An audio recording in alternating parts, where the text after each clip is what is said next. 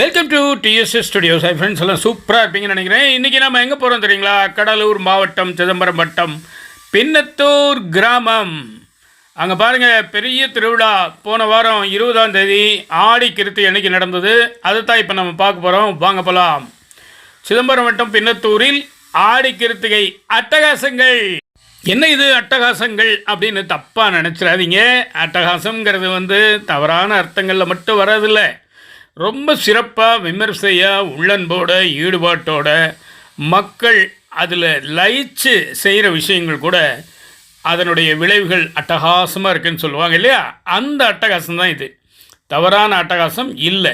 அங்கே பாருங்கள், அந்த பாத யாத்திரை மக்கள் என்ன வேகமாக, அழகாக, லாபகமாக, சிரத்தையாக வந்து கொண்டிருக்கிறார்கள். காவடி ஏந்திய ஆடவர்களும் சரி, பால் குடம் ஏந்திய பாவைகளும் சரி, அருமையாக பிரமாதமாக வந்து கொண்டிருக்கிறார்கள். அங்கே பக்தி மட்டுமே மிஞ்சி இருக்கிறது, வேறு எதுவும் தோன்றவில்லை. ஏனென்றால் அவர்கள் கவனம் முழுவதும், கருத்து முழுவதும், சிந்தை முழுவதும் பாம்பன் சாமி முருகன் என்ற அந்த பக்தியினுடைய ஒரு நோக்கத்திலே இருப்பதால் வேறு எந்த விதமான உணர்வுகளும் தோன்றவில்லை.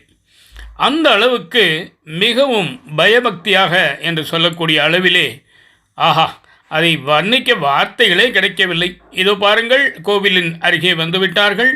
இப்பொழுது அங்கே உள்ளே சென்று கொண்டிருக்கிறார்கள்.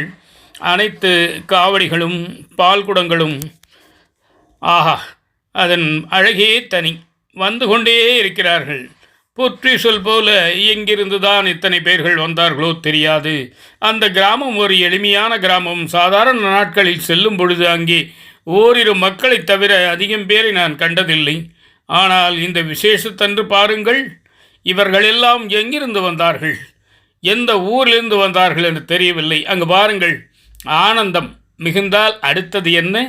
ஆட்டம்தானே. ஆஹா, என்ன அழகாக நளினமான ஒரு ஆட்டம்.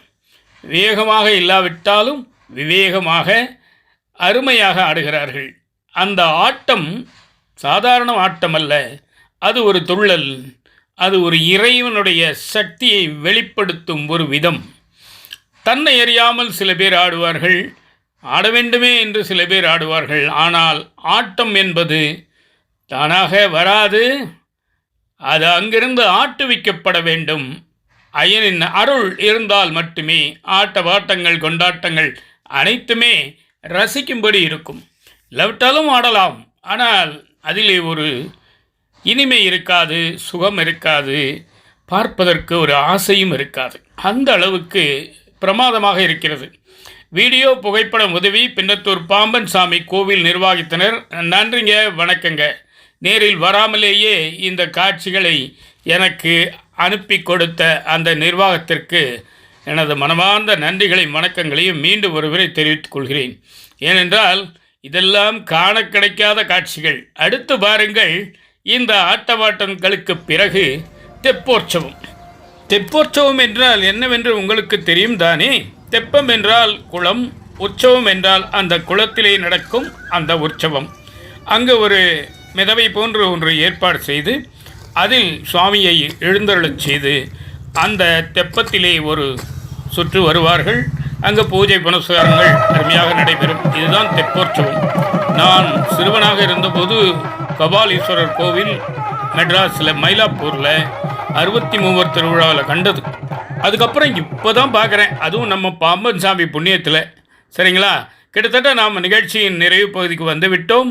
இந்த அற்புதமான திருவிழா 20ஆம் தேதி மிகச் சிறப்பாக நடைபெற்றது.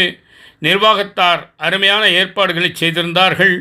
பக்த கோடிகளும் பரவசத்துடன் வந்து அழகாக அருமையாக கலந்து கொண்டார்கள்.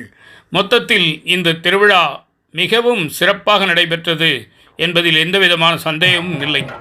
இது முதல் பாகம்.